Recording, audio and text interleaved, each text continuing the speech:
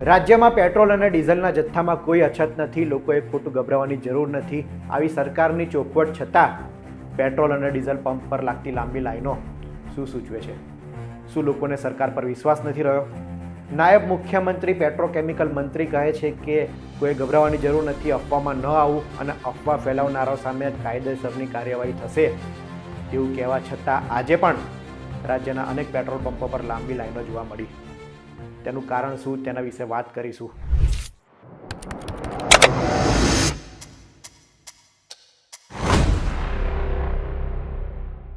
નમસ્કાર, વીટી પંચાયતમાં આપનું સ્વાગત છે. હું છું પૂર્વિન સુથાર.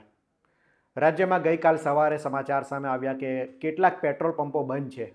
આવા સમાચાર પ્રકાશિત થતાં જ લોકોને એમ લાગ્યું કે પેટ્રોલ અને ડીઝલનો જથ્થો ઓછો થઈ રહ્યો છે. એક તરફ યુદ્ધની પરિસ્થિતિ છે અને લોકો જાણે છે કે ક્રૂડ ઓઇલ બહારથી આવે છે, ત્યારે આ બધા વચ્ચે પેટ્રોલ અને ડીઝલની અછત છે તેવું લોકોને લાગતા પેટ્રોલ પુરાવા માટે લાંબી લાઈનો રાજ્યના અનેક વિસ્તારમાં જોવા મળી. આના પાછળનું કારણ છે કે દેશ ખૂબ મોટો છે અને આવી કોઈ પણ પરિસ્થિતિનું નિર્માણ થાય ત્યારે લોકો દોડી આવતા હોય છે. આ અગાઉ પણ આપણે જોયું કે કોરોના સમયે પણ રેમડેસિવિર ઇન્જેક્શન નહોતા મળતા, ઓક્સિજનનો સપ્લાય પૂરેપૂરો નહોતો મળતો, બેડની સુવિધા લોકોને નહોતી મળતી, ત્યારે પણ સરકાર એમ કહેતી હતી કે લોકોએ ગભરાવાની જરૂર નથી, બેડની વ્યવસ્થા પૂરતા પ્રમાણમાં છે, ઓક્સિજનનો જથ્થો છે, રેમડેસિવિર ઇન્જેક્શન છે. તેમ છતાં પરિસ્થિતિ શું હતી તેનાથી આપણે સૌ વાકેફ છે.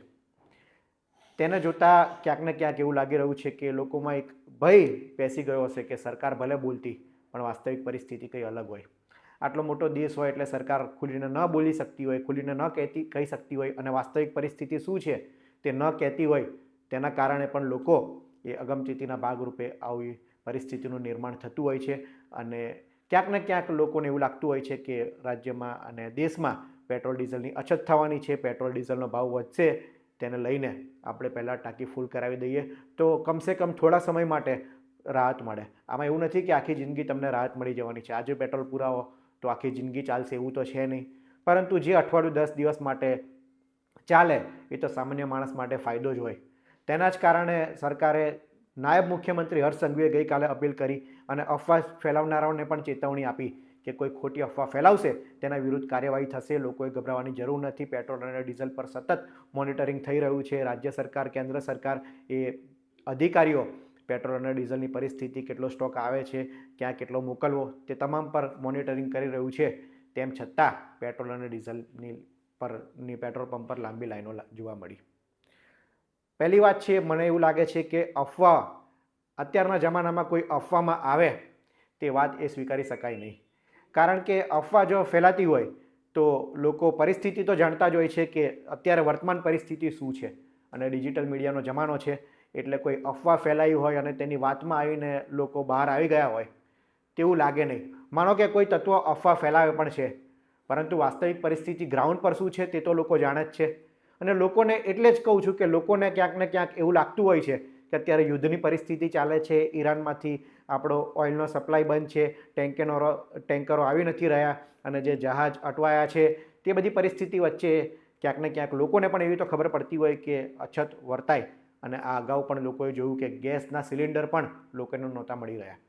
સરકાર તે વખતે પણ એવું કહેતી હતી કે ગેસના સિલિન્ડરનો જથ્થો પૂરતા પ્રમાણમાં છે, લોકો ભયભીત ન થાય, જરૂર પૂરતો જ ઉપયોગ કરે. પરંતુ વાસ્તવિકતા એ છે કે લોકોને 45 દિવસ વીત્યા છતાં ગેસના સિલિન્ડર નથી મળતા. અગાઉ એક ફોન કરીએ અને ગેસના સિલિન્ડર આવી જતા હતા, પરંતુ અત્યારની પરિસ્થિતિમાં ગેસની એજન્સીઓ બહાર પણ લાંબી લાઈનો લાગતી હતી. તે વખતે પણ સરકારે એમ કહ્યું હતું કે ગેસની પરિસ્થિતિ પર અમારું નજર છે, ગેસના સિલિન્ડરનો જથ્થો રાજ્યમાં પૂરતા પ્રમાણમાં છે, રાજ્યમાં 3 થી 4 લાખ ગેસના સિલિન્ડરો છે તેવું તે વખતે પણ કહેવામાં આવતું હતું. પરંતુ વાસ્તવિકતા આપણને પણ ખબર છે. હોટલોમાં પણ એવી ફરિયાદો ઉઠતી હતી કે ગેસના સિલિન્ડરના બોટલ નથી મળતા. તેના કારણે કેટલીક હોટલો, રેસ્ટોરન્ટો પણ બંધ કરી દેવી પડતી હતી. નાની મોટી ખાણીપીણીની લારીમાં એ જે વેપારીઓ છે, વેચનારાઓ છે, તેમણે ભાવ પણ વધારી દીધો હતો. તેમનું કહેવું છે કે ગેસનો જથ્થો પૂરતા પ્રમાણમાં મળતો નથી. કોમર્શિયલ ગેસ પર સરકારે પ્રતિબંધ પર લાગ્યો હતો, 50% કામ મૂકી દીધો હતો. ત્યારબાદ પરિસ્થિતિ જેમ જેમ સારી થતી ગઈ તેમ તેમ ગેસનો સિલિન્ડરનો જથ્થો લોકોને મળતો ગયો. પરંતુ આજની તારીખે પણ ગેસની અછત તો લોકોમાં છે જ. લોકોનું પણ કહેવું છે કે ગેસના સિલિન્ડરના બોટલ નથી મળતા. સામાન્ય રીતના 45 દિવસ, 25 દિવસનો સમય હોય છે બુકિંગ કર્યાના, પરંતુ હજુ પણ લોકોને સિલિન્ડર ન મળતા ક્યાંક ને ક્યાંક લોકોમાં એવો ભય પેસી ગયો હશે કે સરકાર ભલે કહે પણ વાસ્તવિકતા કંઈ અલગ હશે. તેને કારણે પૂર્વ તૈયારીના ભાગરૂપે લોકો આ બધી તૈયારી કરતા હોય છે. આ મુદ્દે આપનું શું માનવું છે તે પણ અમને જણાવજો. આ રિપોર્ટમાં હાલ આટલું જ. આવા જ ઇન્ફોર્મેટિવ વિડીયો માટે વીટીવી પંચાયત જોતા રહો. ધન્યવાદ.